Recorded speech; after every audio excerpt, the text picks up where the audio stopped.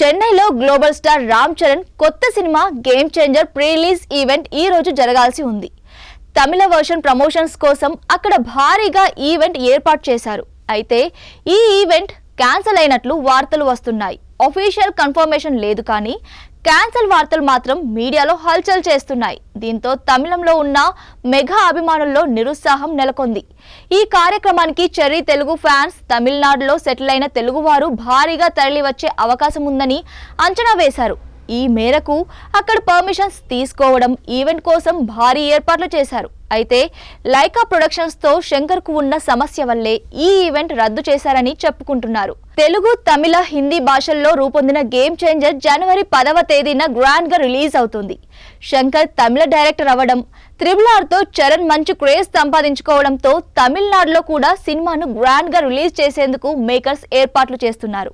అక్కడ మంచి వసూళ్లు వస్తాయని ఆశిస్తున్నారు. దీంతో అక్కడ కూడా ప్రమోషన్స్ ను పెద్దగా ప్లాన్ చేశారు.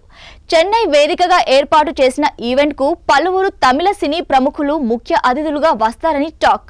కానీ ఇప్పుడు చెన్నై ఈవెంట్ రద్దయినట్లు వార్తలు వస్తున్నాయి.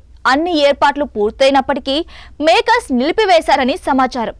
తమిళ సినీ నిర్మాణ సంస్థ లైకా ప్రొడక్షన్స్ కు శంకర్ కు మధ్య ఉన్న వివాదం కారణంగా ఈ ఈవెంట్ ను మేకర్స్ రద్దు చేయాలని నిర్ణయం తీసుకున్నట్లు తెలుస్తోంది. లైకా ప్రొడక్షన్స్ సంస్థ తమిళనాడులో గేమ్ చేంజర్ ను రిలీజ్ కాకుండా చర్యలు తీసుకోవాలని తమిళ్ ఫిల్మ్ ప్రొడ్యూసర్ కౌన్సిల్ ను రీసెంట్ గా ఆశ్రయించింది.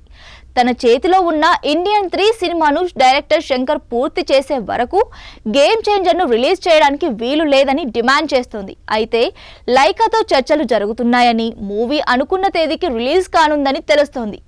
అయితే ఈ వివాదాల మధ్య ఈవెంట్ ఎందుకన్నట్లు మేకర్స్ రద్దు చేశారని సమాచారం.